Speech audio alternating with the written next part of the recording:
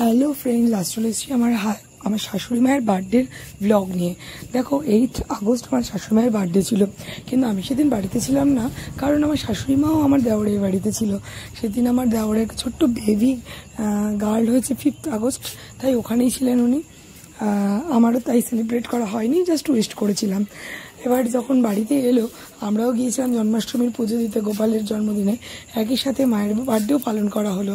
চিনির সাথে চিনির ঠাম্মির কিন্তু এটা ফার্স্ট বার্থডে, তাই একটু বেশি এক্সাইটমেন্ট ছিল, আর সেলিব্রেটটা করার ভীষণ ইচ্ছে ছিল যে ঠাম্মির সঙ্গে নাতির ফার্স্ট বার্থডে, সে ঠাম্মির সঙ্গে সেলিব্রেট করবে।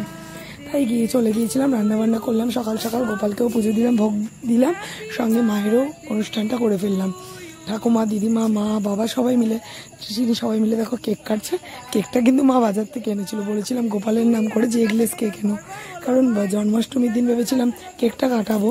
তো জন্মাষ্টমীর দিন মা তো উপোস করা থাকে, মানে আমিষ কিছু খাবেই না, তো ভেবেছিলাম এগলেস কেক হলে একটু মুখে দেওয়ানো যাবে।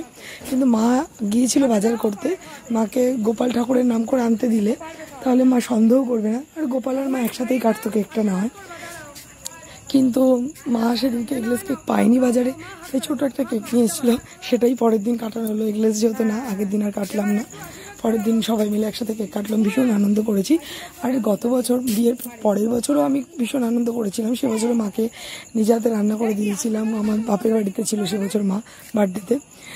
কিন্তু গত বছরটা প্রবলেম হয়ে গেছিলো। গত বছর আমি প্রেগনেন্ট ছিলাম, আমার হাজব্যান্ড দিয়েছিল, প্রবলেম আমার হয়েছিল, কিন্তু আমি ভীষণ আনন্দ পেয়েছিলাম, কারণ ম্যাক্সিমাম ছেলেরাই তো রান্না করা জিনিসটা পারে না বলে করে দিতে পারে না। আমাদের একজন ছেলে করেছে, একজন মায়ের জন্য, এটা আমার ভীষণ এক্সাইটমেন্ট ছিল।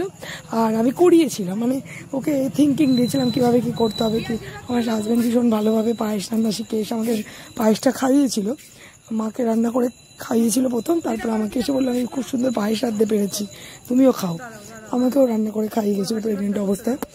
তারপরে যাই হোক, মায়ের বার্থডেটা ভীষণ ভালো সেলিব্রেট করেছিল, কিন্তু ও ভালো ফটো তুলতে পারে না। আমার তুলতে পারে না বলতে এরকম যদি কারো ফটো তুলতে দেয় ঠিক উল্টো পাল্টা কিছু করবে, আর মা ফটো তুলতে চায় না, তাই করেনি। ফটোটা তোলা ঠিকঠাক হয়নি, আর ফটোটা আমার কাছে এসেও পৌঁছায়নি। মা বলেছে ফটো দিবি না, লিখে দিলেই ফটো ছাড়বে, তাই ফটো তোমাদের কাছে পাঠানো হয়নি গত বছর। এবছর দেখো মায়ের বার্থডেটা কীভাবে সেলিব্রেট হচ্ছে। আমার বাবা বাড়ি দেখো লজেন্স উপহার দিচ্ছে, মা পান দিচ্ছে, আর মা বলছে পান তো আমি খাই না, তাই হোক মাকে মৌরি ধনে দিয়ে দেখলাম পান সাজিয়ে দিয়েছে। আমি আর মা অর্ধেক করে আবার পানটা শেয়ার করে খেয়েছি, মা যেহেতু খায় না, আর নাতনি তো কেক কেটে সব খাবে, এরকম একটা ব্যাপার।